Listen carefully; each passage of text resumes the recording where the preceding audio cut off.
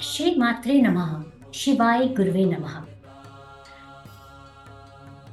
तो मैं आज आपके सामने वैदिक विधि से हमें कैसे अपना बर्थडे सेलिब्रेट करना चाहिए उसके लिए वीडियो लेकर आई हूँ। अगर हम अपने स्क्रिप्चर्स में लिखे अनुष्ठान के अनुसार वैदिक विधि से हर साल अपना बर्थडे सेलिब्रेट करते हैं, तो इस तरह से सेलिब्रेट किया हुआ बर्थडे आपको अनटाइमली डेथ और आपकी लाइफ में कोई भी बड़ी दुर्घटना होने से बचा सकता है। इस विधि से सेलिब्रेट किए हुए बर्थडे से हमारे कुंडली में जो भी दोष हैं उनका भी निवारण होता है और हमारे जीवन में प्रॉस्पेरिटी आती है। तो क्या है वैदिक विधि से बर्थडे का सेलिब्रेशन? तो सबसे पहले हमें ये जानना ज़रूरी है कि अगर मैं किसी भी महीने की कोई भी तारीख को पैदा हुई हूँ, फॉर एग्ज़ाम्पल मैं अगर जनवरी महीने में पैदा हुई हूँ 2 तारीख को, 2 जनवरी को, तो हर साल मैं अपना बर्थडे 2 जनवरी को ही बनाती हूँ। लेकिन हमारे शास्त्रों के अनुसार, हमारे सनातन धर्म के अनुसार मेरा जन्मदिन उस दिन बनना चाहिए जिस दिन मैं पैदा हुई थी।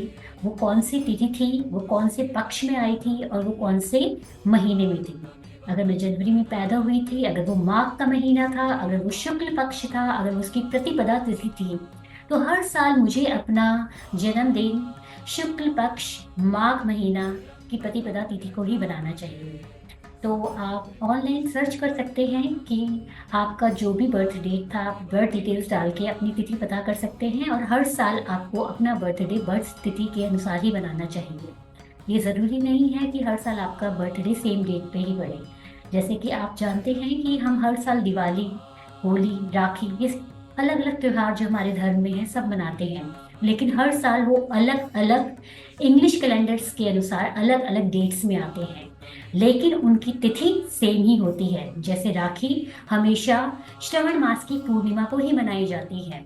अगर हम दिवाली की बात करें तो वो हर साल कार्तिक मास की अमावस्या को ही मनाई जाती है। इसी तरह आपको भी अपना जन्मदिन आप जिस भी मास की, जिस भी पक्ष की, जो भी तिथि में पैदा हुए हैं उसी को ही आपको अपना जन्मदिन मनाना चाहिए। अगर आपको अपनी तिथि को कैलकुलेट करने में अगर कोई प्रॉब्लम आ रही है तो आप अपनी बर्थ डिटेल्स यहाँ कमेंट सेक्शन में डाल सकते हैं, ताकि मैं आपको बता सकूं, आपको गाइड कर सकूं कि इस साल आपका जन्मदिन किस तिथि में, आपका जन्मदिन तो जो हाँ वो इंग्लिश कैलेंडर के अनुसार कौन सी डेट को आएगा। चलिए अब हम आगे प्रोसीजर की तरफ बढ़ते हैं कि कैसे हमें वैदिक विधि के अनुसार, अपने सनातन धर्म के अनुसार, अपनी संस्कृति के अनुसार अपना जन्मदिन मनाना चाहिए। तो आपने जब अपनी तिथि से ये फाइंड कर लिया कि कौन सी डेट को आपका जन्मदिन आ रहा है, उस दिन आपको सूर्य उदय से पहले उठना है। फिर उसके बाद आप स्नान करने के लिए जाएंगे, लेकिन ये स्नान साधारण स्नान नहीं है। ये स्नान जो आप करेंगे इसमें आप अपने कुंडली के जितने भी ग्रह हैं, उनमें जो भी दोष उत्पन्न हो रहे हैं उनका निवारण करने वाले हैं। तो आपको स्नान करने से पहले अपनी पूरी बॉडी में तिल का तेल, स्पेशली काले तिल का तेल, उससे आपको मसाज करनी है, चाहे वो आपका चेहरा हो, चाहे आपकी बॉडी का कोई भी पार्ट हो। तत्पश्चात आपको अपनी बॉडी साबुन से लगा के बिल्कुल भी नहीं धोनी है। आपको मैं एक हर्बल पाउडर की विधि बता रही हूँ जो हमारे शास्त्र चक्र संहिता एंड सुश्रुत संहिता में जिसका विवरण किया गया है, उस विधि के अनुसार आपको हर्बल पाउडर बनाना है। इस विधि से बनाया हुआ हर्बल पाउडर आपकी कुंडली के हर ग्रह को शांत करेगा और अगर आप इस तरीके से स्नान करते हैं तो आने वाले 1 साल तक कोई भी आपातकालीन विपदा आपके जीवन में आने वाली है तो उससे आपका बचाव होगा। तो हर्बल पाउडर कैसे बनाना है उसकी विधि मैं अब आपको बताने जा रही हूँ। तो हर्बल पाउडर बनाने के लिए आपको चाहिए 1 कप हरी हरी दाल, जो हरी मूंग की दाल होती है उसका पेस्ट, 1 कप चिकपी जिसे हम काबुली चना भी कहते हैं उसका paste in the sense floor, उसका आपको आटा लेना है। आधा कप आपको चावल का आटा लेना है। 2 टेबल स्पून इसमें आपको सैंडलवुड पाउडर डालना है। 1 टेबल स्पून इसमें टर्मरिक का पाउडर डालना है अगर आप फीमेल हैं। In case if you are a male तो आपको इस पाउडर में 2 tablespoon orange peel powder को मिक्स करना है। फिर आप इसमें 2 टेबल स्पून नीम पाउडर और 1 टेबल स्पून तुलसी पाउडर डालेंगे। मैं एक बार फिर से विधि रिपीट कर रही हूँ। 1 कप हरी मूंग दाल का फ्लोर आटा, मतलब 1 कप काबुली चने का आटा, आधा कप चावल का आटा, 2 tablespoon sandalwood powder, 1 teaspoon turmeric powder females के लिए, या 2 teaspoon orange peel powder males के लिए, 2 टेबलस्पून नीम पाउडर और 1 टेबलस्पून तुलसी पाउडर। तो आपने ये जो हर्बल पाउडर मिक्सचर तैयार किया है, इसे आप पूरी बॉडी में अच्छे से रब करके और फिर पानी से स्नान लेकर आएंगे।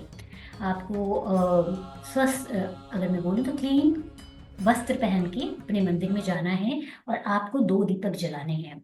उन दोनों दीपक में आप 3 बाती, 3 विक्स की 1 बाती बनाएंगे, यानी कि 3 बाती की 1 बाती एक दीपक में, 3 बाती की 1 बाती दूसरे दीपक में।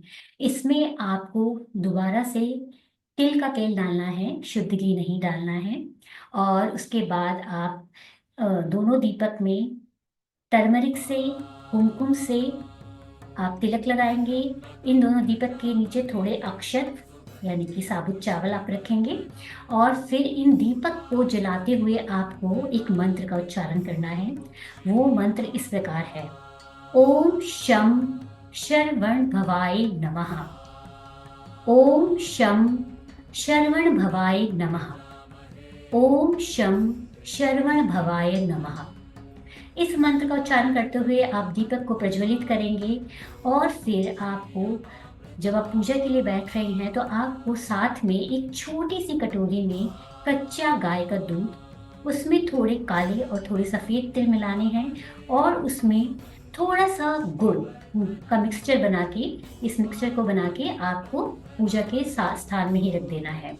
अब दीपक प्रज्वलित करने के बाद आपको एक छोटा सा मंत्र पढ़ना है, जो मंत्र आप मेरी स्क्रीन में भी देख सकते हैं। तो दीपक प्रज्वलित करने के बाद इस मंत्र का आप उच्चारण करेंगे। तो ये मंत्र इस प्रकार है: अश्वत्थामा बलिर्व्यासो हनुमानश्च विभीषणः कृपः परशुरामश्च सप्तैते चिरजीविनः सप्तैतानि संस्वने नित्यं मार्कण्डेयम् अथाष्टमम् जीवेद्वर्षशतं सोऽपि सर्वव्याधि विवर्जितः। ये श्लोक का डिस्क्रिप्शन बॉक्स में मैं पोस्ट कर दूंगी, ताकि आप वहाँ से भी इस श्लोक का डिस्क्रिप्शन ले सकते हैं।